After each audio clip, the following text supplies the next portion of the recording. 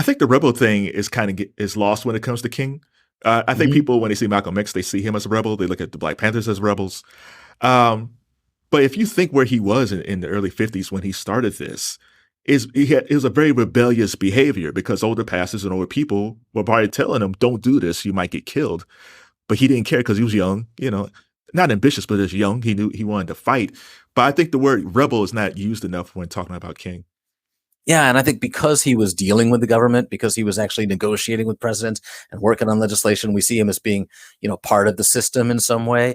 But I think that's a mistake. I think in some ways he's a more radical and more rebellious than Stokely or Malcolm because he's fighting for real change, not just making noise. He accomplishes more, and he's willing to take the heat that comes with that because he's playing within the system. He knows that's going to expose him to criticism from the more radical factions of the movement, but he's okay with that because he actually wants to get things done. He's pragmatic and wants to have an impact, doesn't just want to make the most noise.